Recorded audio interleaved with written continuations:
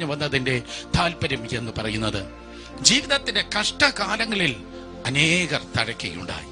അങ്ങനെ ജീവിതത്തിന്റെ ക്രൈസിസിന്റെ നടുവിൽ, കഷ്ടതയുടെ നടുവിൽ അത് തഴച്ചതായ ഒരു വ്യക്തിയെക്കുറിച്ച് ഹ്രസ്വമായി ഈ സ്തോത്രം ദിവസത്തിൽ നിങ്ങളോട് പറവാൻ ദൈവകൃപയിൽ ശരണപ്പെടുന്നു. പലരും വളർന്നത് അവരുടെ നല്ല കാലത്തല്ല. ചിലപ്പോൾ നമുക്ക് തോന്നും, അവരുണ്ടായിരുന്നെങ്കിൽ, ഇങ്ങനെയൊക്കെ ആയിരുന്നെങ്കിൽ, നല്ല സ്കൂളായിരുന്നെങ്കിൽ, നല്ല യൂണിവേഴ്സിറ്റി ആയിരുന്നെങ്കിൽ, സാഹചര്യങ്ങളെല്ലാം അനുകൂലമായിരുന്നെങ്കിൽ കുറച്ചുകൂടെയൊക്കെ എനിക്കങ്ങ് തഴയ്ക്കാമായിരുന്നു. ചുമ്മാതാ, ഒന്നുമല്ല. മനുഷ്യൻ എന്തെങ്കിലും നിങ്ങൾക്ക് തന്നാൽ അളന്ന് നൽകും, എന്നാൽ ദൈവം തന്നാൽ അളക്കാതെ നൽകും. അതുകൊണ്ട് അനുകൂലമായിരിക്കുന്ന സാഹചര്യത്തിലല്ല നിങ്ങൾ തഴയ്ക്കുന്നത്. പലപ്പോഴും പ്രതിസന്ധിയിലും പ്രതികൂലത്തിലുമായിരിക്കുമ്പോൾ, ജീവിതത്തിന്റെ ഏറ്റവും വലിയ തിരമാലകളിലൂടെ നിങ്ങൾ യാത്ര ചെയ്യുമ്പോൾ, അത് നിങ്ങളുടെ അവസാനമല്ല.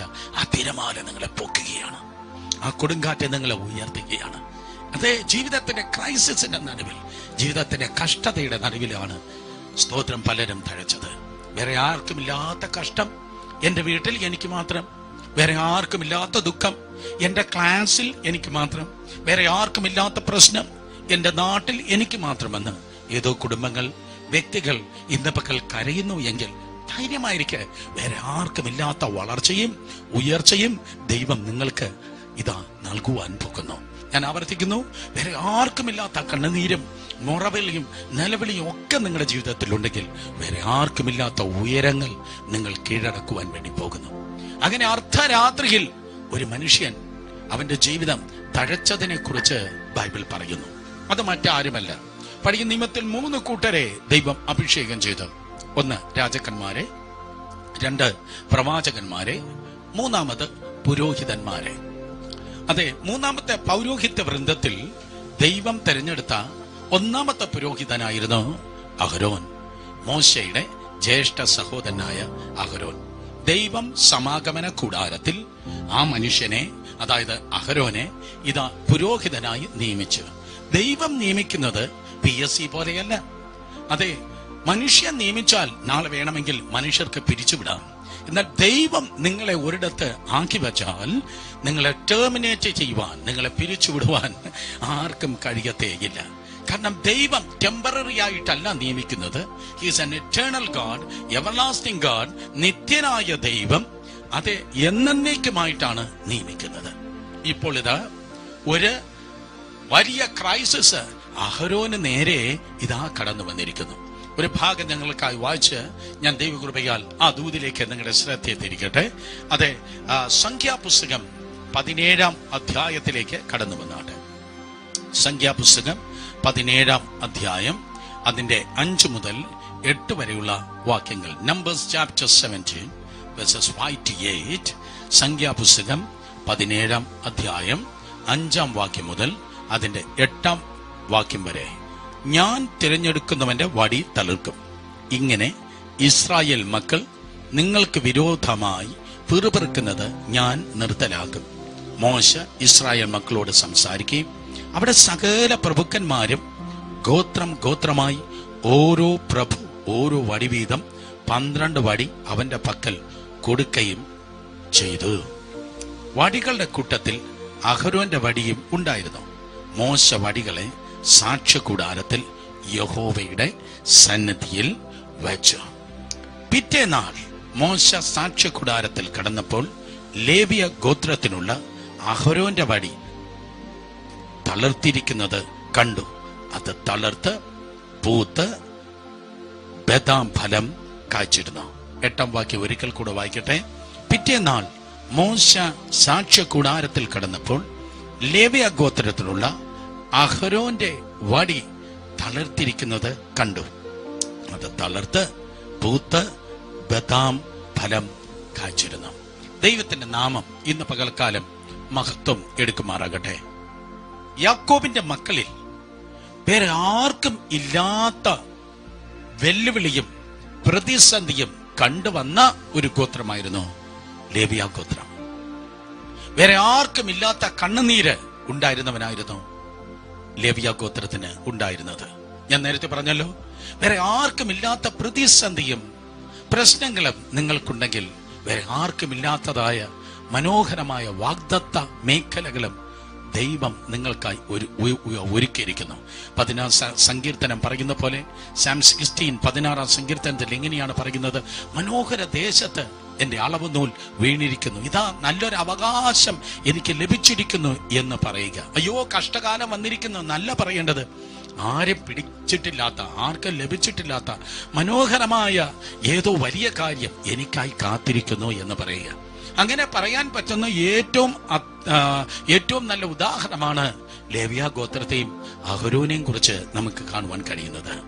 ഉൽപ്പത്തി പുസ്തകം 49 അധ്യായം തുടർന്ന് ലേവ്യ ഗോത്രത്തെ ദൈവം തിരഞ്ഞെടുത്ത് അഭിഷേകം ചെയ്ത് ആക്കി വെച്ച് പ്രയോജനപ്പെടുത്തുന്ന ഭയങ്കര ചരിത്രം നമുക്ക് കാണുവാൻ ഗുണം കഴിയും. ലോകത്തിൽ എവിടെയൊക്കെയാണോ ദൈവത്തിന്റെ കൃപയാൽ ദൈവം തന്റെ ജനത്തെ പ്രയോജനപ്പെടുത്തിയത്, അവരെല്ലാവരും തകർച്ചയിൽ നിന്നാണ് ആരംഭിച്ചത്. അതെ, അടഞ്ഞ പാത്രങ്ങളെയല്ല ദൈവം ഉപയോഗിച്ചത്, ഉടഞ്ഞ പാത്രങ്ങളെയാണ് ദൈവം ഉപയോഗിച്ചത്. നിങ്ങളുടെ കൂടുകൾ ഉലയുമ്പോൾ, നിങ്ങളുടെ ജീവിതത്തിന്റെ പല ഭാഗങ്ങൾ ഉടയുമ്പോൾ മനസ്സിലാക്കുക, ദൈവം നിങ്ങളെ ഉപയോഗിപ്പാൻ പോകുന്നു. എങ്ങനെയാണ് അഹരോനെ ദൈവമായ കർത്താവ് തെരഞ്ഞെടുത്ത് ഉപയോഗിച്ചു തുടങ്ങിയത്? എവിടെ വെച്ചാണ്? ഇതാ യാക്കോബിന്റെ ഭവനത്തിൽ ഒരു കുടുംബയോഗം ഒരു ദിവസം നടക്കുകയാണ്. ഉൽപ്പത്തി പുസ്തകം 49 അധ്യായത്തിൽ നിങ്ങൾക്ക് കാണുവാൻ കഴിയും. വളരെ ബൃഹത്തായ നിലയിൽ, വളരെ പ്രാധാന്യം അർഹിക്കുന്ന രീതിയിൽ യാക്കോബ് തന്റെ മക്കളെ മുഴുവൻ ഇതാ വിളിച്ചുകൂട്ടി ഒരു കുടുംബയോഗം നടത്തുന്നു. ആ ദേശത്തിന്റെ പ്രമുഖർ വന്നിട്ടുണ്ട്, 100 കണക്കിന് വേലക്കാരുണ്ട്. നമ്മുടെയൊക്കെ നാട്ടിൽ ഒരു കല്യാണം നടക്കുന്നത് പോലെ, അതെ ഇപ്പോഴല്ല, നേരത്തെയൊക്കെ കല്യാണം നടക്കുന്ന പോലെ 100 കണക്കിന് ആൾക്കാർ കൂടി വന്നതായ ആ സന്ദർഭത്തിൽ ഇതാ വളരെ പ്രധാനപ്പെട്ട ഒരു ഫംഗ്ഷൻ നടക്കുകയാണ്. എന്താ ഫംഗ്ഷൻ, എന്താ പരിപാടിയാണ് അവിടെ നടക്കുന്നത്? അതെ, യാക്കോബ് ഇതാ വയസ്സായിരിക്കുന്നു. യാക്കോബ് അടുത്ത തലമുറയെ അനുഗ്രഹിപ്പാൻ വേണ്ടി പോകുകയാണ്. മാത്രമല്ല അവിടെ നമുക്ക് കാണുവാൻ തക്കോണം കഴിയുന്ന യോസെഫ് ജീവിച്ചിരിക്കുക. യോസെഫ് പ്രധാനമന്ത്രിയാണ്. അപ്പൊ പ്രധാനമന്ത്രിയുടെ അപ്പൻ വിളിച്ചുകൂട്ടിയ യോഗത്തിൽ ദേശത്തിന്റെ പ്രമുഖന്മാർ അനേകർ വന്നിട്ടുണ്ട്. അതെ, അങ്ങനെ വളരെ നല്ലൊരു ജനക്കൂട്ടത്തിന്റെ മധ്യത്തിൽ യാക്കോബ് മരിക്കുന്നതിന് തൊട്ടു മുൻപ് തന്റെ മക്കൾക്ക് അനുഗ്രഹം കൊടുക്കാൻ വേണ്ടി ആഗ്രഹിച്ചു. അത് ആ കുടുംബത്തിൽ ദൈവം നൽകിയ പദ്ധതിയാണ്. തലമുറയായി അനുഗ്രഹം കൈമാറുന്നു. അബ്രഹാമിൽ നിന്ന് അനുഗ്രഹം ഇസഹാക്കിലേക്ക് വന്നു, ഇസഹാക്കിൽ നിന്ന് ഇപ്പോൾ യാക്കോബിലേക്ക് വന്നു. യാക്കോബ് തന്റെ മക്കൾക്ക് കൊടുക്കാൻ വേണ്ടി മക്കളെ അനുഗ്രഹിക്കാൻ വേണ്ടി ഇതാ തയ്യാറായിരിക്കുകയാണ്. യാക്കോബ് പ്രത്യേക വസ്ത്രമൊക്കെ ധരിച്ചിരിക്കാം. തന്റെ പുത്രന്മാരും വിശിഷ്ട വസ്ത്രങ്ങളൊക്കെ ധരിച്ച് ഇതാ അപ്പനിൽ നിന്ന് ദൈവത്തിന്റെ അനുഗ്രഹം പ്രാപിപ്പാനായി അവരിതാ ഒരുങ്ങിയിരിക്കുന്നു. ഞാൻ ഈ ദിവസത്തിലും ദൈവത്തിന്റെ കൃപയാൽ പറയട്ടെ, നിങ്ങളുടെ മക്കളെല്ലാവരും വീട്ടിലുണ്ട്, മാതാപിതാക്കളും വീട്ടിലുണ്ട്. വീട്ടിൽ ചിലപ്പോ അതേ ഫ്രിക്ഷനും വഴക്കും ഒക്കെ ഉണ്ടാകാൻ ചാൻസ് ഉണ്ട്. പക്ഷെ മക്കളെ ശപിക്കരുത്, മക്കളെ അനുഗ്രഹിക്കണം. അതേ സമയത്ത് മക്കളെ നോക്കി പറയട്ടെ, 100% മാതാപിതാക്കളെ അനുസരിക്കണം. 100% മാതാപിതാക്കളെ അനുസരിക്കണം. മാതാപിതാക്കൾ പറയുന്നത് അനുസരിച്ച് കീഴടങ്ങി ജീവിക്കണം. സോ അതാണ് അനുഗ്രഹം. അങ്ങനെ ദൈവകൃപയാൽ ഇതാ യാക്കോബ് തന്റെ മക്കളെ അനുഗ്രഹിപ്പാൻ ഇതാ ആരംഭിച്ചു. മൂത്തവനായ രൂബേൻ വരുന്നു. രൂബേനെ ശബ്ദമുയർത്തി യാക്കോബ് അനുഗ്രഹിച്ചു. എന്നാൽ സ്തോത്രം, ലേവിയുടെ ഊഴം കടന്നു വന്നപ്പോൾ ലേവിയും അയ്യോ എന്റെ ജ്യേഷ്ഠ സഹോദരന്മാർ അനുഗ്രഹം പ്രാപിച്ചല്ലോ, ഞാനും അപ്പനിൽ നിന്ന് അനുഗ്രഹം പ്രാപിക്കട്ടെ എന്ന് പറഞ്ഞ് വളരെ പ്രതീക്ഷയോടെ 100 കണക്കിന് ആൾക്കാർ നോക്കി നിൽക്കെ ലേവി ഇതാ കടന്നു വന്ന് അപ്പന്റെ മുൻപിൽ മുട്ടുമടക്കി. മറ്റു മക്കളെ ഏത് ശബ്ദത്തിലാണോ യാക്കോബ് അനുഗ്രഹിച്ചത്, അതേ ശക്തിയിലും ശബ്ദത്തിലും യാക്കോബ് ലേവിയെ ശപിച്ചു. എന്നാൽ ലേവി ഇതാ അപ്പന്റെ മുൻപിൽ ശപിക്കപ്പെട്ടു. അവൻ പറയുകയാണ്, ലേവിയുടെ ഉഗ്രകോപം ശപിക്കപ്പെട്ടത്. കുടുംബത്തിന്റെ നടുവിൽ വെച്ച്, മറ്റുള്ള മുൻപിൽ വെച്ച് പരസ്യമായി അപ്പൻ അവനെ ശപിച്ചു. പരസ്യത്തിൽ അവൻ ശപിക്കപ്പെട്ടു. സഹോദരങ്ങളെ, പരസ്യമായി ലേവി ശപിക്കപ്പെട്ടപ്പോൾ അവന്റെ ഹൃദയം തകർന്നു. അയ്യോ, എന്റെ അപ്പൻ എന്നെ ശപിച്ചു. രഹസ്യത്തിലല്ല, പരസ്യത്തിൽ എന്നെ ശപിച്ചിരിക്കുന്നു. ഒരുപക്ഷെ ഇന്ന് പകൽക്കാലം നിങ്ങളിൽ ചിലർ പറയുമായിരിക്കും, അതെന്റെ അനുഭവമാണ്, അത് എന്റെ ജീവിത സാക്ഷ്യമാണ്. ഞാൻ പറയട്ടെ, ഏത് വ്യക്തിയാകട്ടെ, അത് പാസ്റ്റർ ആകട്ടെ, പ്രവാചകനാകട്ടെ, അപ്പനാകട്ടെ, അമ്മയാകട്ടെ, ടീച്ചറാകട്ടെ, സമൂഹത്തിലുള്ള ആരെങ്കിലും ആകട്ടെ, ആന്റിയോ അങ്കിളോ ആരുമാകട്ടെ, മനുഷ്യൻ നിങ്ങളെ കൊള്ളത്തില്ലെന്ന് പറഞ്ഞ് ശപിച്ച് മാറ്റുമ്പോൾ When man rejects, God selects. മനുഷ്യൻ നിങ്ങളെ തള്ളുമ്പോൾ ദൈവം നിങ്ങളെ താങ്ങുന്നു. മനുഷ്യൻ നിങ്ങളെ തള്ളുമ്പോൾ ദൈവം നിങ്ങളെ തിരഞ്ഞെടുക്കുന്നു. നിങ്ങൾ തള്ളപ്പെട്ടിരിക്കുന്നു എങ്കിൽ, ആരെങ്കിലും ഇന്നാളുകൾ നിങ്ങളെ തള്ളിയിരിക്കുന്നെങ്കിൽ, ഏതെങ്കിലും വിധത്തിൽ ഏതെങ്കിലും വ്യക്തികൾ നിങ്ങളെ തള്ളിയിരിക്കുന്നുവെങ്കിൽ, ദൈവം ഇതാ നിങ്ങളെ തിരഞ്ഞെടുക്കുകയാണ്. ദൈവം നിങ്ങളെ എന്തിനു വേണ്ടി തിരഞ്ഞെടുക്കുന്നു? ഇന്നലകളിൽ ആരിലൂടെയോ നടന്നതിന്റെ ആവർത്തനത്തിന് വേണ്ടിയല്ല ദൈവം നിങ്ങളെ തിരഞ്ഞെടുക്കുന്നത്. പകരം ഇതുവരെ ആരിലൂടെ നടന്നിട്ടില്ലാത്തത്, ഒരു പാസ്റ്റർ കണ്ടിട്ടില്ലാത്തത്, ഒരു സംഘടനയിൽ വെളിപ്പെട്ടിട്ടില്ലാത്തത്, ഭൂമിയിൽ ഇതുവരെ ഉണ്ടായിട്ടില്ലാത്ത വലിയൊരു ചരിത്രത്തിന് വേണ്ടി ദൈവം നിങ്ങളുടെ ജീവിതത്തെ ഇതാ തിരഞ്ഞെടുത്തിരിക്കുന്നു. ആ വാക്യം ഞാൻ വീണ്ടും വിളിച്ചു പറയട്ടെ. ഒരു കണ്ണ് കണ്ടിട്ടില്ലാത്ത, ഒരു ചെവി കേട്ടിട്ടില്ലാത്ത, ഒരു മനുഷ്യന്റെ ഹൃദയത്തിൽ തോന്നിയിട്ടില്ലാത്ത വലിയ ദൈവത്തിന്റെ പ്രവൃത്തിക്ക് വേണ്ടി തമ്പുരാൻ നിങ്ങളെ തിരഞ്ഞെടുത്തിരിക്കുന്നു. കാരണം ലേവ്യ ഗോത്രത്തെ, ലേവ്യനെ ദൈവം തിരഞ്ഞെടുത്തു പൗരോഹിത്യ ശുശ്രൂഷയ്ക്ക് വേണ്ടി.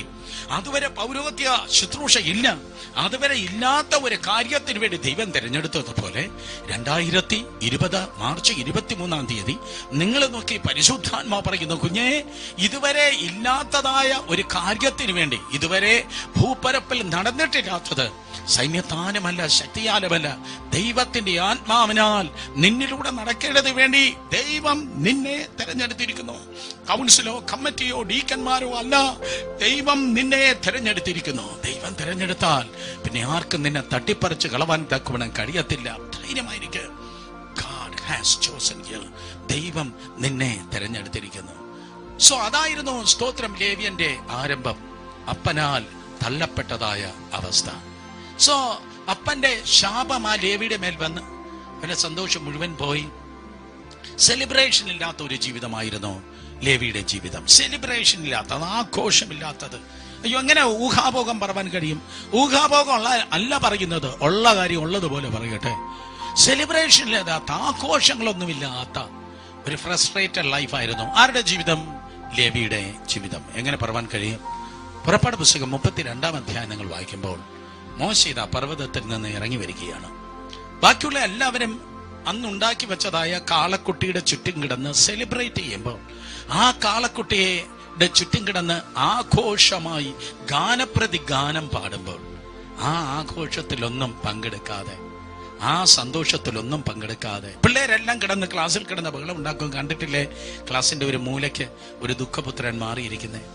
ക്ലാസിന്റെ ഒരു മൂലയ്ക്ക് ഒരു ദുഃഖപുത്രി മാറിയിരിക്കുന്നത്. ആ ഓഫീസിൽ ആ സെലിബ്രേഷനൊന്നും പങ്കെടുക്കാതെ ചിലർ മാറിയിരിക്കുന്നത്, ചിലർ മൗനമായിരിക്കുന്നത്. ഇതുപോലെ സെലിബ്രേഷൻ ഒന്നും ഇല്ലാതെ, ആഘോഷമില്ലാതെ ചിലർ മാറിയിരിക്കുന്ന പോലെ ലേവി മാത്രം മാറിയിരിക്കുന്നു. അങ്ങനെ ആരെങ്കിലും എവിടെയെങ്കിലും ഈ ആഘോഷങ്ങളിൽ പങ്കെടുക്കാതെ മാറിയിരിക്കുന്നെങ്കിൽ ഉടനെ മനസ്സിലാക്കണം, അവിടെ ഉള്ളിലെന്തോ ദുഃഖമുണ്ട്, അവിടെ ഉള്ളിലെന്തോ പുറത്ത് പറയാത്ത ഒരു ഭാരമുണ്ട്. ലേവിനിതാ ആ ആഘോഷത്തിൽ പങ്കെടുക്കാതെ മാറിയിരിക്കുന്നതിന്റെ കാര്യം എന്താണ്? എങ്കിലും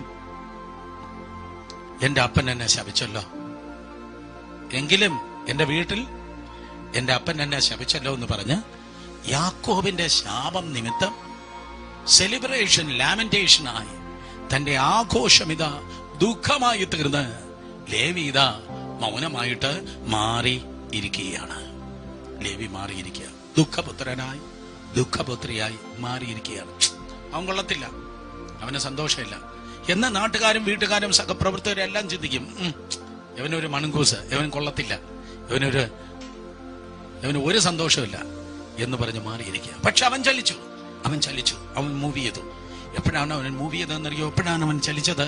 പർവ്വതത്തിൽ നിന്ന് ഇറങ്ങി വന്ന മോശയുടെ ശബ്ദം അവൻ കേട്ടു. ചലനമില്ലാതിരിക്കുന്ന ആരൊക്കെയോ ഇന്ന് പകൽ ചലിക്കട്ടെ. എപ്പോഴാണ്? ദൈവത്തിന്റെ പരിശുദ്ധാത്മാവിന്റെ ശബ്ദം കേൾക്കുമ്പോൾ. മോശ വിളിച്ചു ചോദിച്ചു, those who are in the Lord's side, let him gather over here. യഹോവയുടെ സന്നിധിയിലുള്ളവൻ ഇങ്ങോട്ട് മാറി നിൽക്കട്ടെ. യഹോവയുടെ സന്നിധിയിലുള്ളവൻ, യഹോവയ്ക്കുള്ളവൻ ഇങ്ങോട്ട് മാറി നിൽക്കട്ടെ എന്ന് പറഞ്ഞപ്പോൾ അതുവരെയും ചാടിത്തുള്ളി ബഹളം വെച്ചവൻ മൗനമായി. അതുവരെയും ബഹളം വയ്ക്കാതെ മൗനമായിരുന്നവൻ ചാടി എഴുന്നേറ്റു. ഒരിക്കൽ കൂടെ യഹോവയ്ക്കുള്ളവൻ മാറി നിൽക്കട്ടെ എന്ന് പറഞ്ഞപ്പോ അതുവരെയും കാളക്കുട്ടിയുടെ ചുറ്റും നിന്ന് ബഹളമുണ്ടാക്കിയവൻ മൗനമായി.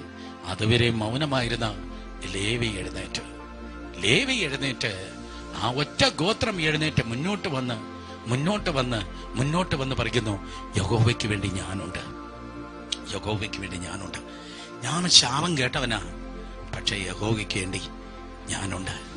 എൻ്റെ വീട്ടിൽ ഏറ്റവും കൂടുതൽ തള്ളപ്പെട്ടത് ഞാനാ, പക്ഷെ യഹോവയ്ക്ക് വേണ്ടി ഞാനുണ്ട്.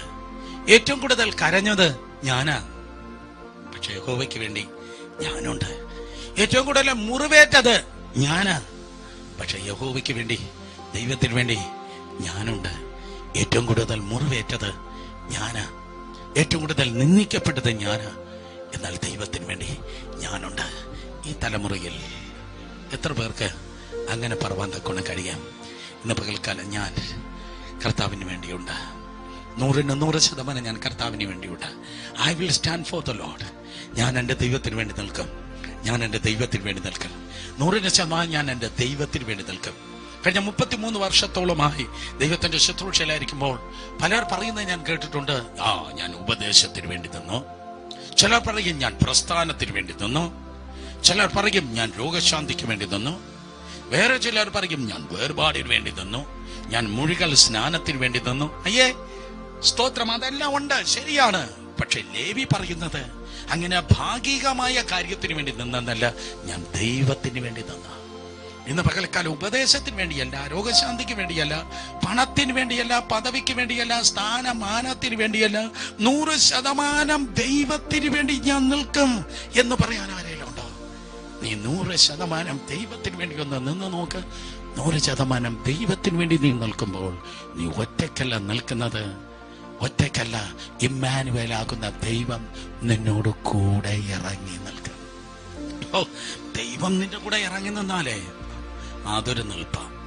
ദൈവം നിന്റെ കൂടെ ഒന്ന് ഇറങ്ങി നിന്നാൽ പിന്നെ ഒരു ചരിത്രമാണ്, പിന്നെ ഒരു മഹാസംഭവമാണ്. ദേശങ്ങൾ കാണട്ടെ, രാജ്യങ്ങൾ രോമാഞ്ചമണിയട്ടെ, ജനകോടികൾ ഈ ദിവസങ്ങൾ വിളിച്ചു പറയട്ടെ, അവൻ ഏകനല്ല, അവൾ ഏകയല്ല, ദൈവം അവനോട് കൂടെയുണ്ട്.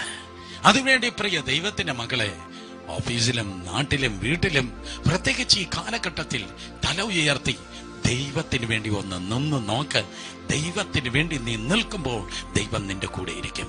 ഒരു കാല കത്തോലിക്കയിലും മറ്റേ കാല പ്രൊട്ടസ്റ്റന്റിലും വച്ച് നിൽക്കുന്ന, സ്തോത്രം, അതെ, കടവാവലിന്റെ സ്വഭാവം കളഞ്ഞിട്ട് 100% ദൈവത്തിന് വേണ്ടി നിന്ന് നോക്ക്. 100% കർത്താവിന് വേണ്ടി നിൽക്കുമ്പോൾ ദൈവം നിന്റെ കൂടെ നിൽക്കാം. വേറെ ആരും വന്നില്ല. ലേവി മാത്രം എഴുന്നേറ്റ് വന്നിട്ട് പറഞ്ഞു, I will stand for my Lord. ഞാൻ എൻ്റെ ദൈവത്തിന് വേണ്ടി നിൽക്കും. യഹൂദ വരുന്നില്ല, രൂബേൻ വരുന്നില്ല, വേറെ ഒരു ഗോത്രം വരുന്നില്ല. സ്തോത്രം, ലേവിയ ഗോത്രം മാത്രം വന്നിട്ട് പറയുന്നു, ഞാൻ ദൈവത്തിന് വേണ്ടി നിൽക്കും. ഞാൻ പറയുന്നത് പുറപ്പാട് 32-33 അധ്യായങ്ങളാണ്. സ്തോത്രം. ഉടനെ ദൈവം പറയുന്നു, separate him and sanctify him and anoint him appoint him as my priest in the tabernacle. എന്റെ സമാഗമന കൂടാരത്തിൽ എനിക്ക് കുറച്ച് പുരോഹിതന്മാരെ ആവശ്യമുണ്ട്. ആ പുരോഹിതനായി എനിക്ക് വേണ്ടി നിൽക്കും എന്ന് പറഞ്ഞു വന്നതായ ആ ലേവിയെ പുരോഹിതനാക്കി വെക്ക്. അങ്ങനെ ലേവിയെ ഇതാ ആ സമാഗമന കൂടാരത്തിൽ പുരോഹിതനായി അഭിഷേകം ചെയ്ത് ആക്കി വെച്ചു. ആ അഭിഷേകത്തെ കുറിച്ചാണ് നിങ്ങൾ വായിക്കുന്നത് 133 സങ്കീർത്തനം 1-2 വാക്യത്തിൽ. അഹരോന്റെ തലയിൽ നിന്ന് താടിയിലേക്ക്, താടിയിൽ നിന്ന് വസ്ത്രത്തിന്റെ വെളുപ്പിലേക്ക് ഇതാ കവിഞ്ഞൊഴുകുന്നതായ വിലേറിയ അഭിഷേകം വ്യാപരിക്കുകയാണ്. അങ്ങനെ സമാഗമന കൂടാരത്തിൽ ദൈവം അഹരോനെ അഭിഷേകം ചെയ്ത് മുൻപരാക്കി വെച്ചു. ശാപം കേട്ട് വീട്ടിലേറ്റവും പിന്നോട്ട് പോയവൻ, മനുഷ്യന്റെ ശാപം കേട്ട് ഏറ്റവും പിന്നിൽ പോയവൻ, ദൈവത്തിന്റെ അഭിഷേകം ചുമന്ന് ഏറ്റവും മുൻപിലായി. പിൻപിൽ കിടക്കുന്ന സകലരും അഭിഷേകത്താൽ, ഈ വെബ് സ്ട്രീമിലൂടെ അഭിഷേകത്തിൽ മുൻപന്മായി തീരട്ടെ യേശുവിന്റെ നാമത്തിൽ. അഹരോൻ ഇതാ അഭിഷേകത്തിൽ മുൻപിലെത്തി. PhD കൊണ്ടല്ല, മാസ്റ്റേഴ്സ് കൊണ്ടല്ല, പോസ്റ്റ് ഡോക്ടറേറ്റ് കൊണ്ട്, പ്രീ ഡിഗ്രി കൊണ്ടല്ല, മറ്റ് സ്തോത്രം, അതെ, സർട്ടിഫിക്കറ്റ് കൊണ്ടല്ല, ദൈവത്തിന്റെ അഭിഷേകത്താൽ അഹരോൻ ആ കുടുംബത്തിന് മുൻപനായി തീർന്നു. ഏത് വീട്ടിൽ വെച്ചാണോ അവൻ ശപിക്കപ്പെട്ടത്, ഏത് വീട്ടിലാണോ അവൻ ഏറ്റവും കരഞ്ഞത്, ഏത് വീട്ടിൽ വെച്ചാണോ ഏറ്റവും നിന്ദിക്കപ്പെട്ടത്, അതേ വീട്ടുകാർക്ക്, അതേ കുടുംബക്കാർക്ക് അഹരോന്റെ അഭിഷേകം അനുഗ്രഹമായി തീർന്നു. ഞാൻ നിങ്ങളെ നോക്കി യേശുവിന്റെ നാമത്തിൽ പ്രവചിക്കട്ടെ, ആരൊക്കെയാണോ നിങ്ങളെ ശപിച്ചത്, ആരൊക്കെയാണോ കുറ്റം പറഞ്ഞത്, ഏത് ആന്റിയാണോ, അങ്കിളാണോ, കസിൻസ് ആണോ, 1 2 3 4 5 6 10 15 25, നീ എണ്ണേണ്ട കാര്യമല്ല.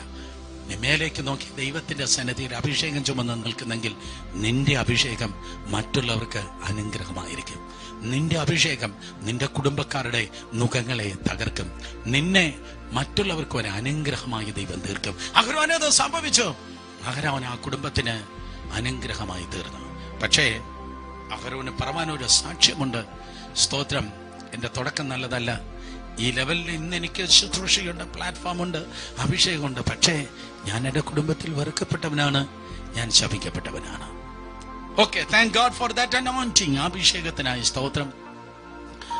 ആ ശുശ്രൂഷയുടെ അഭിഷേകം ചുമന്ന പൗരോഹിത്യ ശുശ്രൂഷ ചുമന്ന് അഹരോൻ കൂടാരത്തിൽ ശുശ്രൂഷിക്കുന്നു.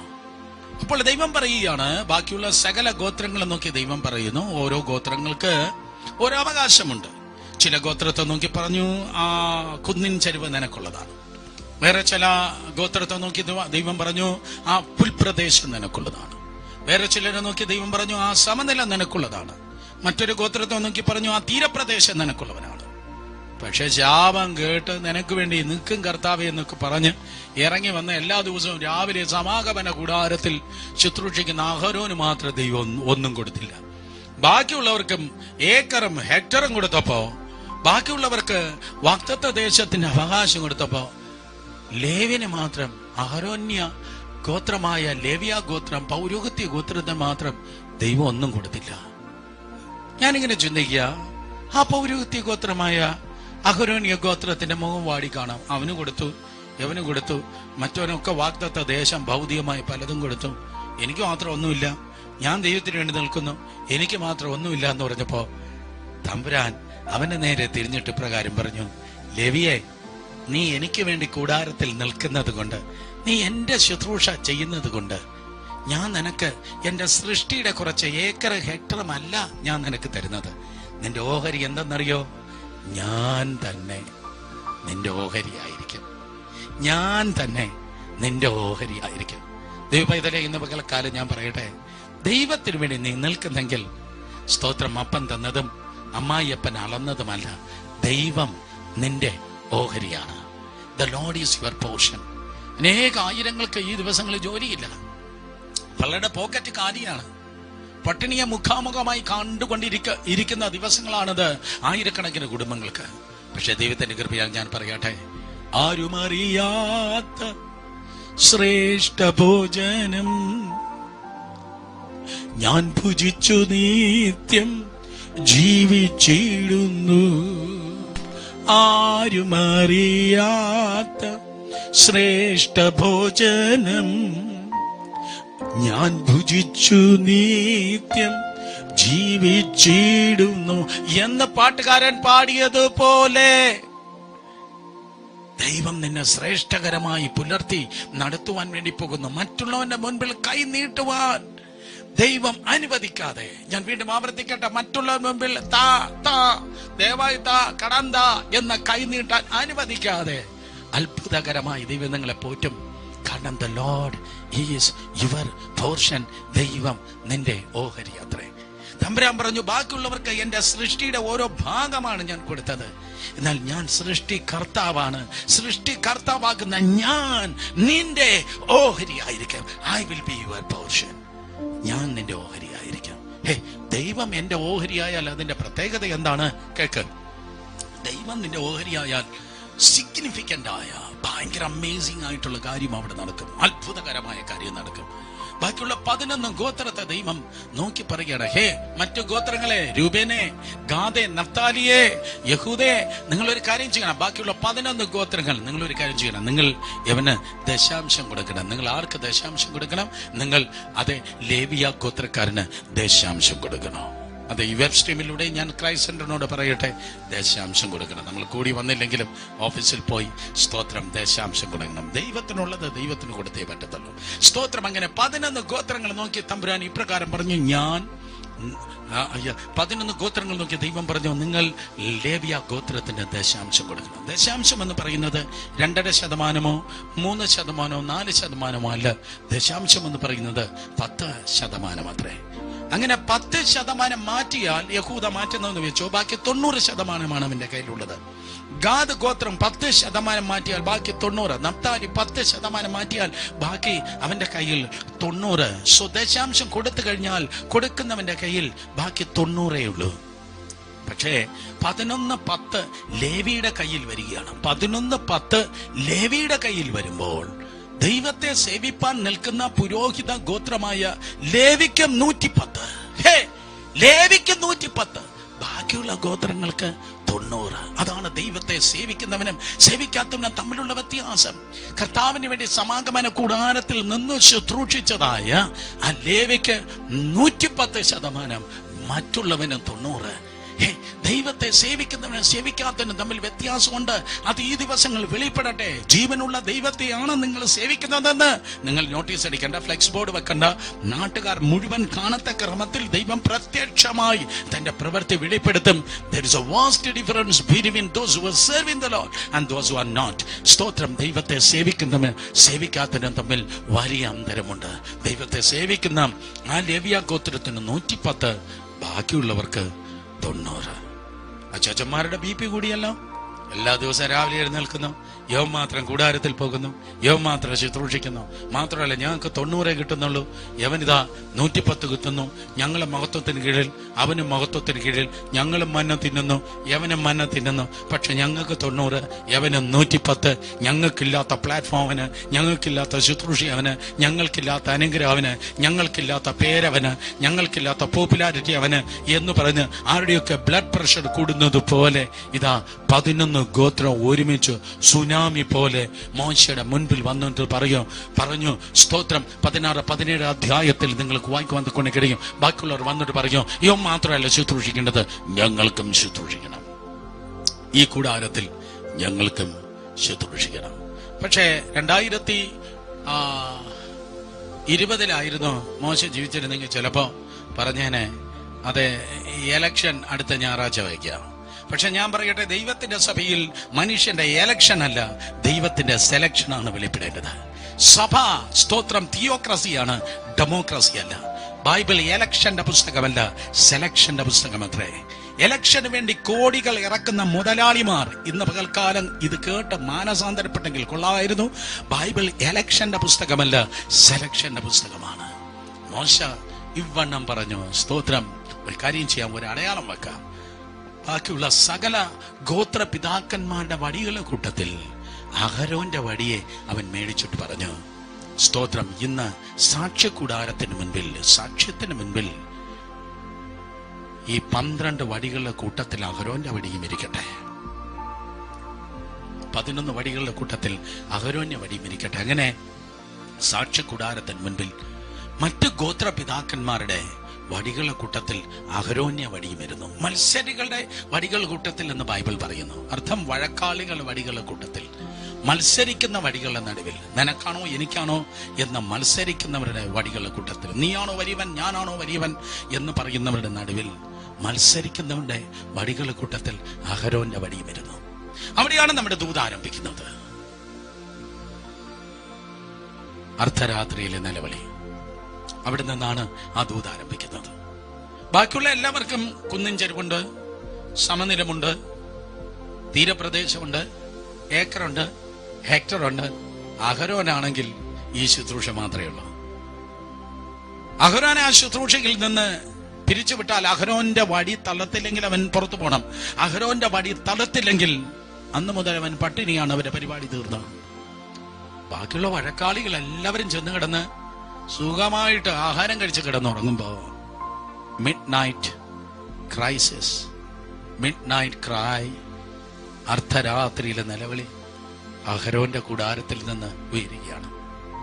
ഞാൻ മനസ്സിലാക്കുന്നു അന്ന് രാത്രി അഹരോൻ ഉറങ്ങാൻ സാധ്യത വളരെ കുറവാണ്. ഞാൻ പറയുന്നത് എല്ലാവർക്കും മനസ്സിലാകത്തില്ല, അപൂർവം ചിലർക്കറിയാം. ഉറങ്ങാത്ത രാത്രികൾ, ഉറക്കം വരാത്ത ദിവസങ്ങൾ, ജീവിതത്തിന്റെ ഭാരം കൂടി വന്നിട്ട്, നിരാശകൾ ഏറി വന്നിട്ട് മരണത്തെക്കുറിച്ച് മാത്രം ചിന്തിച്ചതായ ജീവിതത്തിന്റെ അർദ്ധരാത്രികൾ. ആ അർദ്ധരാത്രിയിൽ അഹരോൻ ഉറങ്ങിക്കാണത്തില്ല. നാളെ എന്റെ വടി തളർത്തില്ലെങ്കിൽ എന്തോ ആയിത്തീരും. നാളെ എന്റെ വടി തളർത്തില്ലെങ്കിൽ എന്റെ ജീവിതം അവസാനിച്ചു. ഒരുപക്ഷെ അഹരോൻ പിന്നിലേക്ക് തിരിഞ്ഞു നോക്കി പറഞ്ഞു കാണും, എന്റെ വീട്ടിൽ വേറെ ആർക്കുമില്ലാത്ത ക്രൈസിസ്, വേറെ ആർക്കുമില്ലാത്ത ക്രൈ, വേറെ ആർക്കുമില്ലാത്ത കണ്ണുനീര് എനിക്ക് മാത്രമാണ്. അപ്പൻ പണ്ടേ തള്ളിയതായ അപ്പനും മത്സരിക്കുന്ന സഹോദരന്മാരും. വീടിന്റെ ചിത്രം, തള്ളിയതായ അപ്പനും മത്സരിക്കുന്ന സഹോദരന്മാരും. എന്റെ വടി തളർക്കുമോ? തള്ളിയതായ വീട്ടിൽ നിന്ന് ദൈവത്തിന് വേണ്ടി ഞാൻ ഇറങ്ങി വന്നതാണ്. മത്സരിക്കുന്നവരുടെ നടുവിൽ ഞാൻ കർത്താവിന് വേണ്ടി നിൽക്കുന്നവനാണ്. എന്റെ വടി തളർക്കുമോ? എന്റെ വടി തളർക്കുമോ? അന്ന് രാത്രി അഹരോന്റെ കണ്ണുകൾ നിറഞ്ഞൊഴുകി കാണാം. നീ കരഞ്ഞതുപോലെ, നീ നിലവിളിക്കുന്ന പോലെ, നീ കാത്തിരിക്കുന്നത് പോലെ അന്ന് രാത്രി അഹരോൻ ദൈവത്തോട് പറഞ്ഞു കാണും, തളർത്തേ പറ്റത്തുള്ളൂ. തളർത്തില്ലെങ്കിൽ നാളെ എന്റെ പണി പോകും. ഒരു 2 സെന്റിമീറ്ററെങ്കിലും എന്റെ വടി തളർത്തേ പറ്റത്തുള്ളൂ. പക്ഷെ വടി തളർക്കണമെങ്കിൽ സൂര്യപ്രകാശം വേണം. ആ ബയോളജി ടീച്ചർ അങ്ങനെയാണ് സ്കൂളിൽ പഠിപ്പിച്ചത്. സസ്യം തളർക്കണമെങ്കിൽ സൂര്യപ്രകാശം വേണം. പക്ഷെ ഇപ്പൊ അഹരോൻ പറയും, ഇപ്പൊ സൂര്യപ്രകാശം ഇല്ല, സൂര്യൻ അസ്തമിച്ചു, ഇപ്പൊ മിഡ് നൈറ്റ് ആണ്, എന്റെ രാത്രിയാണ്, വടി തളർക്കാൻ സാധ്യതയില്ല. മാത്രമല്ല ഈ വടി വെട്ടിയെടുത്തിട്ട്, ആ ബദാമിൽ നിന്ന് വെട്ടിയെടുത്തിട്ട് വർഷങ്ങളായി. ഇത് ഉണങ്ങിയ വടിയാണ്, ഇത് അങ്ങേയറ്റം ഉണങ്ങിക്കിടക്കുകയാണ്, ഇത് അങ്ങേയറ്റം ഉണങ്ങിയതാണ്. മാത്രമല്ല സൂര്യനില്ല, സാഹചര്യം മോശമാണ്. സൂര്യൻ അസ്തമിച്ചു കഴിഞ്ഞു, മിഡ് നൈറ്റ് ആണ്, രാത്രിയാണ്, സാഹചര്യം മോശമാണ്. സാഹചര്യങ്ങൾ മുഴുവൻ അസ്തമിച്ചു, എല്ലാം ലോക്ക്ഡൌൺ ആയി പോയി, എല്ലാ വാതിലുകളും അടഞ്ഞു കിടക്കുകയാണ്. സാഹചര്യം മോശമാണ്, സൂര്യപ്രകാശമില്ല, വളമിടാൻ ആളില്ല, വെള്ളമൊഴിക്കാൻ ആളില്ല, എല്ലാവരും ഉറക്കമാണ്, ഒന്നുമില്ല, മുഴുവൻ ലോക്ക്ഡൌൺ ആണ്. ഈ ലോക്ക്ഡൌണിന്റെ നടുവിൽ ഒരു ഉണങ്ങിയ വടി മാത്രമാണ് എനിക്കുള്ളത്. ഈ വടി തളർക്കണമെന്നാ പറയുന്നത്. അതൊരു മിറക്കിൾ വേണം, എനിക്കൊരു മിറക്കിൾ വേണം, എനിക്കൊരു അത്ഭുതം വേണം. അതൊരു നാച്ചുറൽ അല്ല, ഒരു സൂപ്പർ നാച്ചുറലായ ഒരു അത്ഭുതം എനിക്ക് വേണം. ഇല്ലെങ്കിൽ നാളെ എന്റെ പണി പാളും. നാളെ മുതൽ എനിക്ക് പട്ടിണിയാണ്. ദൈവത്തിന് വേണ്ടി ഇറങ്ങി വന്നതാ, ഒറ്റയ്ക്ക് ഇറങ്ങി വന്നതാ, ഒത്തിരി നിന്ദിക്കപ്പെട്ടതാ, ഒത്തിരി പരിഹസിക്കപ്പെട്ടതാ, ഒത്തിരി ശാപം കേട്ടതാ. പക്ഷെ എനിക്ക് ഈ ക്രൈസിസിൽ, ഈ മിഡ് നൈറ്റ് ക്രൈസിസിൽ എനിക്കൊരു അത്ഭുതം നടന്നേ പറ്റത്തുള്ളൂ. അന്ന് രാത്രി മറിഞ്ഞും തിരിഞ്ഞും മറിഞ്ഞും കിടന്ന് അഹരോൻ ദൈവത്തിന്റെ മുൻപിൽ നിലവിളിച്ചു കാണും, ഒന്ന് തളർക്കണേ, അല്പം തളർക്കണമേ, അല്പം തളർക്കണമേ. സഹോദരങ്ങളെ, നിങ്ങൾ നിലവിളിക്കുന്നത് പോലെ. പക്ഷെ ഞാൻ ദൈവത്തിന്റെ കൃപയാൽ വിളിച്ചു പറയട്ടെ, എന്നും രാത്രിയല്ല, എപ്പോഴും രാത്രിയല്ല. ഈ രാത്രിക്ക് ഒരു അറുതിയുണ്ട്, ഈ ദുഃഖത്തിന് ഒരു അവസാനമുണ്ട്, ഈ കണ്ണുനീരിന് ഒരു അവസാനമുണ്ട്, ഈ നിന്ദയ്ക്കും അപമാനത്തിനും ഒരവസാനമുണ്ട്. ഒരു രാത്രിയിൽ ഒരു വൈകുന്നേരത്തെ നിന്റെ സൂര്യൻ ജീവിതത്തിന്റെ ചക്രവാളത്തിൽ അണയുന്നത് നീ കണ്ടു എങ്കിൽ, പടിഞ്ഞാറ് നിന്റെ സൂര്യൻ അസ്തമിച്ചു എങ്കിൽ, കിഴക്ക് നിന്റെ സൂര്യൻ ഉദിക്കുന്നതും ദൈവത്തിന്റെ കൃപയാൽ നീ കാണുവാൻ പോകുന്നു. എല്ലാറ്റിനും ഒരു പരിധി ദൈവം വച്ചിട്ടുണ്ട്. താങ്ങാൻ കഴിയാത്ത ദുഃഖം ദൈവം തരികയില്ല. സ്തോത്രം. അതെ, നിന്റെ കപ്പാസിറ്റി ദൈവത്തിന് അറിയാം. താങ്ങാൻ കഴിയാത്തതായ ദുഃഖം തമ്പുരാൻ ഒരിക്കലും അനുവദിക്കയില്ല. എന്താ സംഭവിച്ചത്?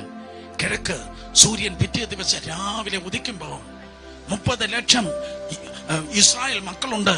അവർ ചാടി എഴുന്നേൽക്കുകയാണ്. അവർക്ക് ഒരേ ഒരു കാര്യം അറിയണം, ആരാ ഞങ്ങളുടെ പുതിയ പുരോഹിതൻ, ആരെയാ ദൈവം നിയമിച്ചിരിക്കുന്നത്. ആ നിയമനം, സ്തോത്രം, ടെമ്പററി അല്ല, പെർമനന്റ് ആയി ആരെയാണ് ദൈവം നിയമിച്ചിരിക്കുന്നത് എന്നവർക്ക് അറിയണം.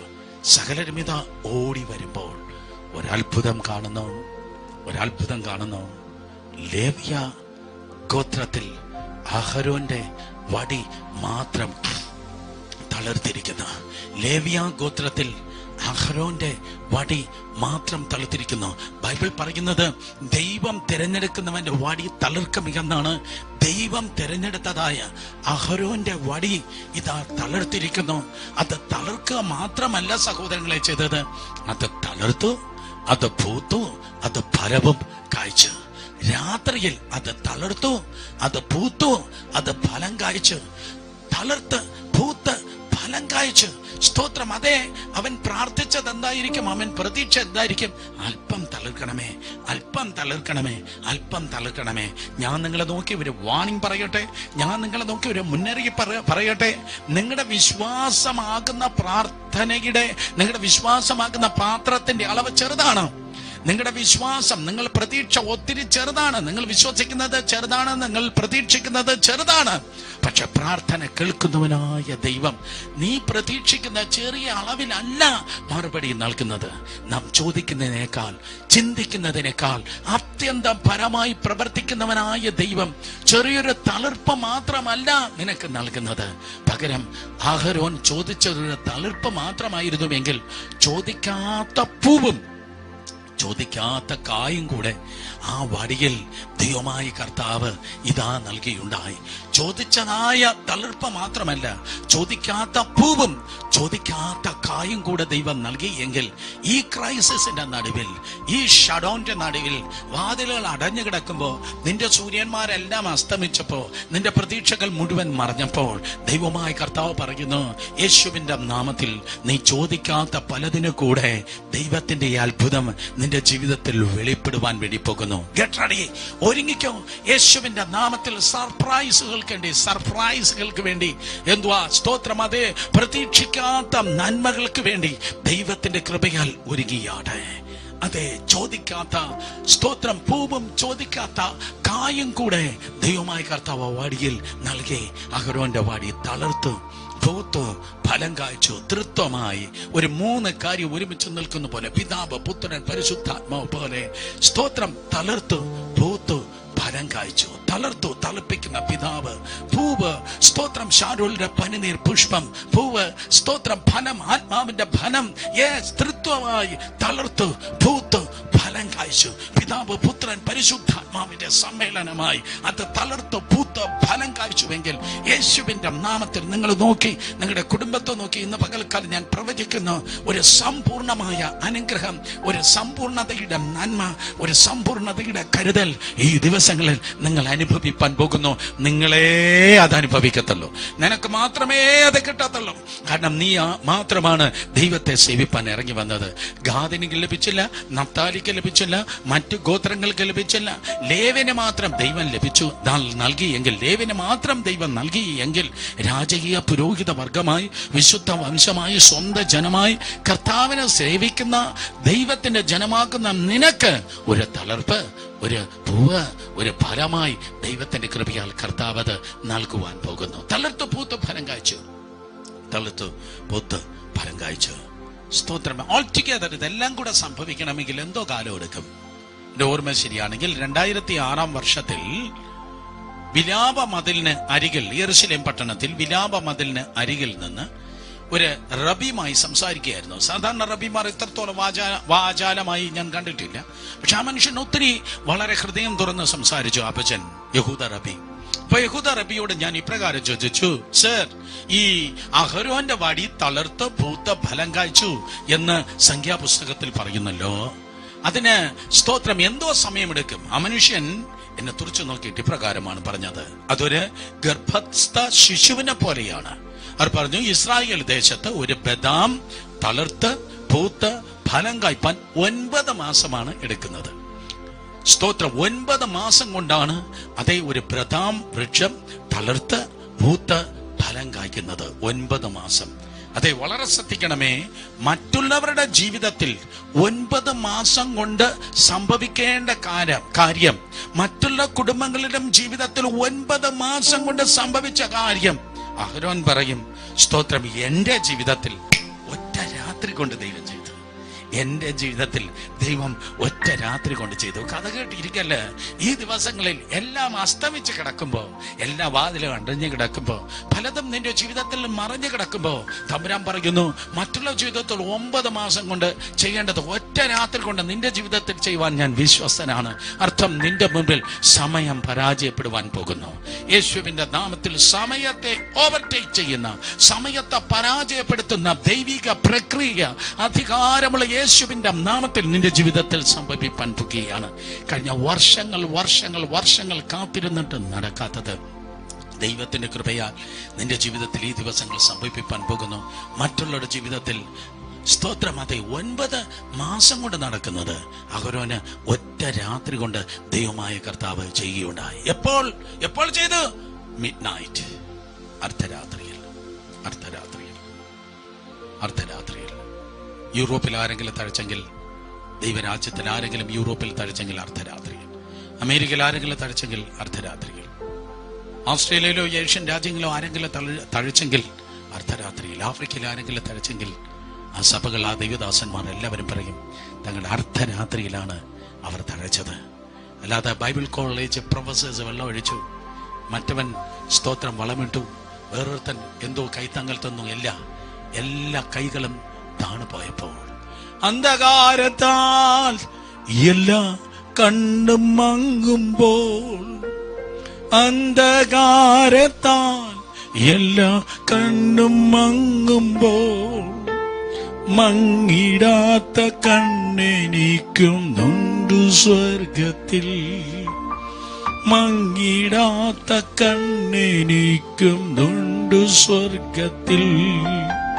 ഭൂമയർക്കുള്ള സ്നേഹം നീങ്ങിപ്പോകുമ്പോൾ, ഭൂമയർക്കുള്ള സ്നേഹം നീങ്ങിപ്പോകുമ്പോൾ എന്ന് പാട്ടുകാരൻ പറയുന്ന പോലെ, അതേ നിങ്ങളുടെ ജീവിതത്തിൽ മിഡ് നൈറ്റ് ക്രൈസിസിൽ അവിടെയാണ് ദൈവം നിങ്ങൾക്ക് തഴപ്പ് നൽകി തരുന്നത്. ഒരു യഥാർത്ഥ സംഭവം പറഞ്ഞ് നിങ്ങൾക്ക് വേണ്ടി പ്രാർത്ഥിച്ച് അവസാനിപ്പിക്കട്ടെ. അർദ്ധരാത്രികളാണ് ദൈവജനം തഴയ്ക്കുന്നത്. അർദ്ധരാത്രികളാണ് ശുശ്രൂഷകളും സഭകളും തഴയ്ക്കുന്നത്. വർഷങ്ങൾക്ക് മുമ്പ് ഒരു 150ഓളം പേരുള്ളതായ ഒരു പാരമ്പര്യ പെന്തിക്കോസ്ത് സഭയുണ്ടായിരുന്നു. ആ സഭയിൽ വളരെ നന്നായി പ്രാർത്ഥിക്കുന്ന ഒരു സഹോദരൻ ഉണ്ടായിരുന്നു. അദ്ദേഹം ദൈവത്തിന് മുൻപിൽ വളരെ നന്നായി പ്രാർത്ഥിക്കും. പ്രത്യേകിച്ച് ശനിയാഴ്ചകളിൽ രാത്രിയിൽ പിറ്റേ ദിവസത്തെ സഭായത്തിന് വേണ്ടി താൻ മണിക്കൂറോളം പ്രാർത്ഥിക്കും. നിങ്ങൾ എത്ര പേർ അങ്ങനെ പ്രാർത്ഥിക്കുന്നതെന്ന് എനിക്കറിയത്തില്ല. ശനിയാഴ്ചകളിൽ രാത്രി മണിക്കൂറോളം, കർത്താവേ നാളത്തെ സഭയോ അനുഗ്രഹമാണ്, ദൈവത്തിന്റെ ദാസനെ കൃപയോട് പ്രയോജനപ്പെടുത്തണമേ, ഞങ്ങൾക്ക് ഏവർക്ക് അനുഗ്രഹമാക്കി തരണമേ എന്ന് മണിക്കൂറോളം ദൈവത്തിന്റെ സന്നിധിയിൽ പ്രാർത്ഥിക്കുന്ന ഒരു ദൈവ പൈതലായിരുന്നു ആ മനുഷ്യൻ. ചില ദിവസങ്ങളിൽ അദ്ദേഹം പ്രാർത്ഥിക്കുമ്പോൾ ദൂതന്മാർ വന്ന് തന്നോട് സംസാരിക്കും. അങ്ങനെ ഒരു ദിവസം ആ ഏഞ്ചലിക് വിസിറ്റേഷൻ, ദൂതന്മാരുമായി സംസാരിക്കുന്ന, ദൂതന്മാർ വന്ന് തന്നോട് സംസാരിക്കുന്ന ആ ഉന്നതമായ ആത്മീയ അനുഭവമുള്ളതായ ഒരു സഹോദരൻ ഒരു ശനിയാഴ്ച ദിവസം പ്രാർത്ഥിക്കുമ്പോൾ ദൂതൻ വന്ന് തന്നോട് ഇപ്രകാരം പറഞ്ഞു, പിന്നെ നാളെ പോയി നിന്റെ പാസ്റ്ററോട് പറയണം 11 കുടുംബങ്ങൾ നാളെ സഭയിൽ നിന്ന് വിട്ടുപോകാൻ വേണ്ടി പോകുന്നു. 11 കുടുംബങ്ങൾ നാളെ സഭയിൽ നിന്ന് വിട്ടുപോകും. പക്ഷെ അവരെ കുറിച്ച് ഭാരപ്പെടരുത്, നിത്യത വരെ ഞാനവരെ തള്ളിയതാണ്, നിത്യത വരെ ഞാനവരെ തള്ളിയതാണ്, അവരെ കുറിച്ച് ഭാരപ്പെടല്ല, പകരം ഞാൻ 1000 നൽകി നിന്നെ ഞാൻ മാനിക്കുവാൻ വേണ്ടി പോകുന്നു. പിറ്റേ ദിവസമായി ആ ദൈവത്തിന്റെ ദാസൻ താൻ സഭയിൽ കടന്നു ചെല്ലുമ്പോൾ, കഴിഞ്ഞ ദിവസം ദൂതൻ വന്ന് തന്നോട് സംസാരിക്കുമ്പോൾ എക്സാക്ട്ലി ഏത് ഡ്രസ്സാണോ തന്റെ പാസ്റ്ററെ കുറിച്ച് താൻ കണ്ടത്, അതേ ഡ്രസ്സ് ധരിച്ച്, അതേ പാൻസും ഷർട്ടും അതേ ചപ്പലും ഇട്ട് പാസ്റ്റർ നിൽക്കുകയാണ്. ആ പാസ്റ്റർ അടുക്കലേക്ക് ഈ സഹോദരൻ വന്നിട്ട് പറഞ്ഞു, ഇന്നലെ ഞാൻ പ്രാർത്ഥിക്കുമ്പോൾ ദൂതൻ പറഞ്ഞു 11 കുടുംബം ഈ ഭവനത്തിൽ, ഈ സഭയിൽ നിന്ന് വിട്ടുപോകും, 11 കുടുംബം ഈ സഭയിൽ നിന്ന് വിട്ടുപോകും. പക്ഷെ അവരെ കുറിച്ച് ഭാരപ്പെടല്, നിത്യത വരെ ദൈവം അവരെ തള്ളിയതാണ്, പകരം 1000 നൽകി ദൈവമായ കർത്താവ് നിങ്ങളെ മാനിക്കും. പാസ്റ്റർ ബുദ്ധിമാനായതുകൊണ്ട് പറഞ്ഞു, ബ്രദർ ഒരു കാര്യം ചെയ്യും, ഒരു പേപ്പറിൽ അത് എഴുതി ആ കവറിനകത്തിട്ട് അത് ഒട്ടിച്ച് എനിക്ക് തന്നാട്ടെ. സഭായോഗം ആരംഭിച്ചു. ആദ്യത്തെ പ്രാർത്ഥന, പിന്നെ 2 പാട്ട്, പിന്നെ സാക്ഷ്യ സമയം. ആ സാക്ഷ്യ സമയത്ത് ഓരോ കുടുംബങ്ങൾ എഴുന്നേറ്റ് എന്ന് പറഞ്ഞു, ഞങ്ങൾ പോകുന്നു, ഇത്രയും വർഷം ഇവിടെ ഞങ്ങൾ ദൈവത്തെ ആരാധിച്ചു, ഞങ്ങൾ പോവുകയാണ്. രണ്ടാമത് വേറൊരു കുടുംബം പറഞ്ഞു, ഞങ്ങളും പോകുന്നു. ഒരു 4-5 കുടുംബമായപ്പോൾ ചർച്ച് സെക്രട്ടറി അസ്വസ്ഥനായി പറഞ്ഞു, പാസ്റ്റർ പറ അവര് പോകല്ലെന്ന് പറ. പക്ഷേ പാസ്റ്റർക്ക് മനസ്സിലായി ഇത് ദൈവത്തിന്റെ ശുദ്ധീകരണത്തിന്റെ നേരമാണ് എന്ന് മനസ്സിലായപ്പോ പാസ്റ്റർ പറഞ്ഞു, നിങ്ങൾ ദൈവത്തിന്റെ കാര്യം നോക്ക്, ദൈവം സഭയുടെ കാര്യം നോക്കട്ടെ. കുറെ നേരം കഴിഞ്ഞപ്പോൾ 10 കുടുംബങ്ങൾ പറഞ്ഞു കഴിഞ്ഞു. 10 കുടുംബങ്ങൾ പറഞ്ഞു കഴിഞ്ഞപ്പോൾ അവസാനമായി പാസ്റ്റർ പറഞ്ഞു, ഇനി ഒരു കുടുംബമുണ്ട്, അവർക്കും പോകാം. ഏറ്റവും മുന്നിൽ വന്നിരുന്ന തലയാട്ടുന്നതായ ഒരു അമ്മച്ചി ഉണ്ടായിരുന്നു. അവർ എഴുന്നേറ്റെന്ന് പറഞ്ഞു, ഞാനും പോകുന്നു. അപ്പോ ചർച്ച് സെക്രട്ടറി മറ്റുള്ളവർ ചോദിച്ചു, എങ്ങനെ കൃത്യമായി പാസ്റ്ററിന് അറിയാം 11 കുടുംബം ഈ ചർച്ചിൽ നിന്ന് വിട്ടുപോകുമെന്ന്? പാസ്റ്റർ ആ സഹോദരനെ വിളിച്ചു. ആ എൻവലപ്പ് അവന്റെ കയ്യിൽ കൊടുത്തിട്ട് പറഞ്ഞു, ഇത് അദ്ദേഹം എന്നെ ഏൽപ്പിച്ചതാണ്, ഇത് പൊട്ടിച്ച് അദ്ദേഹം തന്നെ വായിക്കും. അത് പൊട്ടിച്ചിട്ട് അദ്ദേഹം വായിക്കുകയുണ്ടായി. ഇന്നലെ ഞാൻ പ്രാർത്ഥിക്കുമ്പോൾ ദൈവത്തിന്റെ ദൂതൻ, പോസ്റ്റ്മാൻ അല്ല, ദൈവത്തിന്റെ ദൂതൻ വന്ന് എന്നോട് പറഞ്ഞു, 11 കുടുംബം ഈ സഭയിൽ നിന്ന് വിട്ടുപോകും. അവരെ കുറിച്ച് ഭാരപ്പെടല്ല, അവരുടെ നിത്യത വരെ ദൈവം തള്ളിയതാണ്. പകരം 1000 നൽകി ഞാൻ നിന്നെ മാനിക്കും. 11 കുടുംബം ഒരു സഭയിൽ നിന്ന് ഇറങ്ങിപ്പോയെന്ന് പറഞ്ഞാൽ ഇറ്റ്സ് നോട്ട് എ കുഞ്ഞുങ്ങളി, അതൊരു ചെറിയ കാര്യമല്ല. നിങ്ങൾ ചോദിക്കും, ബ്രദർ സുരേഷ് ബാബു, ഇന്ന് ആ സഭയുണ്ടോ? അത് നിലനിൽക്കുന്നോ? എത്ര പേരുണ്ട്? 150 പേരുണ്ടായിരുന്നപ്പോഴാണ് 11 കുടുംബം ഇറങ്ങിപ്പോയതെന്ന് പറഞ്ഞു. ഇന്ന് ആ ചർച്ചിൽ എത്ര പേരുണ്ട്? ദൈവം കള്ളം പറയത്തില്ല. നീ ദൈവത്തിന്റെ കാര്യം നോക്കുമ്പോൾ ദൈവം നിന്റെ കാര്യം നോക്കും. ഇന്ന് ആ സഭയിൽ ഏകദേശം 16,000-ഓളം വിശ്വാസികളുണ്ട്. സൗത്ത് ഇന്ത്യയിലെ ആ ചർച്ചിൽ 16,000, 16,000-ഓളം വിശ്വാസികളുണ്ട്. പ്രിയ സഹോദരി സഹോദരന്മാരെ, അർദ്ധരാത്രിയിലാണ് പലരും തഴയ്ക്കുന്നത്. സ്തോത്രം. ബയോളജി ടീച്ചർ പറഞ്ഞത് കള്ളാണ്. ബയോളജി ടീച്ചർ പറഞ്ഞു സൂര്യപ്രകാശം വേണം, ഫോട്ടോസിന്തസിസ് എഫക്റ്റ്. ഫോട്ടോസിന്തസിസ് എഫക്റ്റിലല്ല നീ ഞാനും തഴയ്ക്കുന്നത്. ഈ ലോകത്തിൽ കാണുന്നതായ സൂര്യപ്രകാശത്തിലല്ല നീയും ഞാനും തഴയ്ക്കുന്നത്. ഈ സൂര്യനെ നിർമ്മിച്ച ഒരു നീതി സൂര്യൻ അസ്തമയമില്ലാത്തവനായി നമുക്കായി സ്വർഗത്തിൽ പ്രകാശിക്കുന്നു. ഞാൻ ആവർത്തിച്ചു പറയട്ടെ, ഈ സൂര്യനെ നിർമ്മിച്ച നീതി സൂര്യനാകുന്ന കർത്താവ് അസ്തമയം ഇല്ലാത്തവൻ സ്വർഗത്തിൽ നിനക്കായി ജീവിക്കുന്നു. ഈ സൂര്യൻ അസ്തമിക്കും, പക്ഷേ നീതി സൂര്യൻ ഒരിക്കലും അസ്തമിക്കയില്ല. ജീവിതത്തിൽ ഏറ്റവും സ്തോത്രം ഇരുട്ട് വ്യാപിക്കുമ്പോൾ, എല്ലാം ക്രൈസിസ് എന്ന് തോന്നുമ്പോൾ, ആ പ്രത്യേക സന്ദർഭത്തിൽ നീ തഴയ്ക്കും. അതെ, ദൈവത്തിന്റെ ശോഭയിൽ നീ തഴയ്ക്കും. നിനക്ക് വെള്ളമൊഴിക്കാൻ ആരുമില്ലെങ്കിലും, വളമിടാൻ ആരുമില്ലെങ്കിലും, കൈത്താങ്ങൽ തരാൻ ആരുമില്ലെങ്കിലും, ആശ്വസിപ്പിക്കാൻ ആരുമില്ല. രാത്രിയാണ്, പ്രശ്നമാണ്, വെല്ലുവിളിയാണ്, ശാപമാണ്, അസൂയയാണ്. പക്ഷെ അതിന്റെ നടുവിലും നിനക്കൊരു തഴപ്പുണ്ട്. അഹരോനെ, നീ തഴച്ചത് ഞാൻ ബൈബിളിൽ കണ്ടു.